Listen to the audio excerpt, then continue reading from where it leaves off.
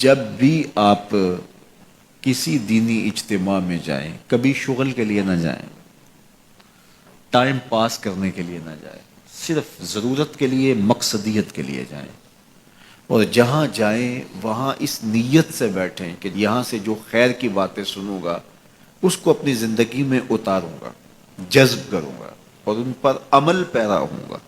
اور جب آپ کی یہ کوشش اور عادت بن جائے گی، اللہ آپ کے لیے عمل کرنا آسان کر دے گا۔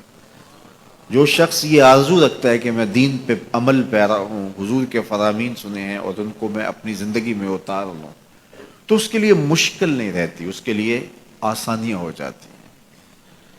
فَسَنُيَسِّرُهُ لِلْيُسْرَىٰ، اللہ فرماتا ہے ہم جس کے لیے چاہتے ہیں اس کے لیے آسان کر دیتے ہیں۔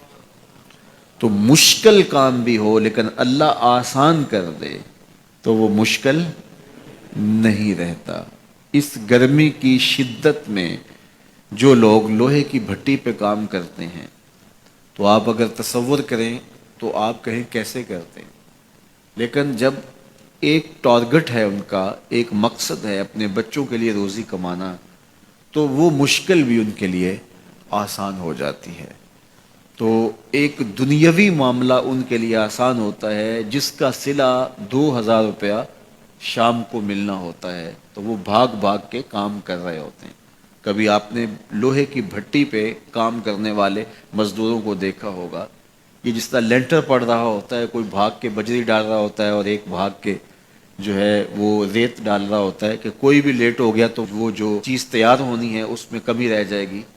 تو یہ ایک بھاگم دوڑ ہوتی ہے، تو وہاں بھی اس طرح کا منظر ہوتا ہے اور آگ چاروں طرف جل رہی ہوتی ہے۔ تو وہاں جا کر کے لگتا ہے کہ یہ سارا دن یہاں کیسے کاٹتے ہیں، لیکن کاٹتے ہیں۔ تو وہ مشکل ان کے لیے نہیں رہتا چونکہ ان کا ایک ہدف ہوتا ہے۔ تو یار یہ ایک مقصد ہے ان کا دنیاوی، اور اس کے لیے ان کے لیے مشکل آسان ہو جاتی ہے۔ مجھے یہ بتائیے، سویر سے لے کر کے دوپہر تک سکرین کے آگے بیٹھے رہنا کہ میں نے میچ دیکھنا ہے، تو 3 گھنٹے لوگ وہاں گزار دیتے ہیں۔ تو اگر مجھے شوق نہیں ہے تو میں کہتا ہوں یہ اکتا نہیں جاتے، لیکن ان سے پوچھیں تو وہ کہیں گے آپ بے ذوق ہیں، آپ کو اس ذوق اور اس لذت سے آشنائی نہیں۔ میچ میں کیا سرور ہوتا ہے، اور جب شاٹ لگتی ہے تو پھر کیا کیفیات قلب ہوتی ہیں، اور جب مطلوبہ ٹیم ہے وہ جیت کی طرف جا رہی ہوتی ہے تو پھر کیا سرور باطن ہوتا ہے۔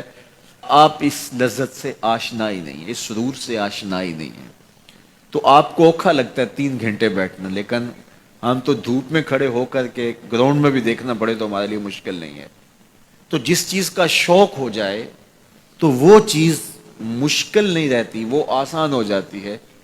تو یار اگر میچ دیکھنے کا شوق ہو تو لائن میں لگ کے ٹکٹ لے لینا بھی آسان ہے، پھر کھڑے ہو کر کے ایک ٹانگ پہ سارا میچ دیکھنا بھی آسان ہے، اور اگر سجدوں کا شوق ہو جائے، اگر دین پر عمل کا شوق ہو جائے تو پھر یہ کیا مشکل ہوگا۔ تو شوق جو ہے وہ آسان کرتا ہے راستے، مشکلیں کاٹ دیتا ہے، شوق پتھروں کے کلیجے چیر دیتا ہے۔ یہ شوق کی کرشمہ سازیاں ہیں، یہ شوق کی کرامات ہیں کہ وہ پتھر سے نہر کھود کے لے آتا ہے۔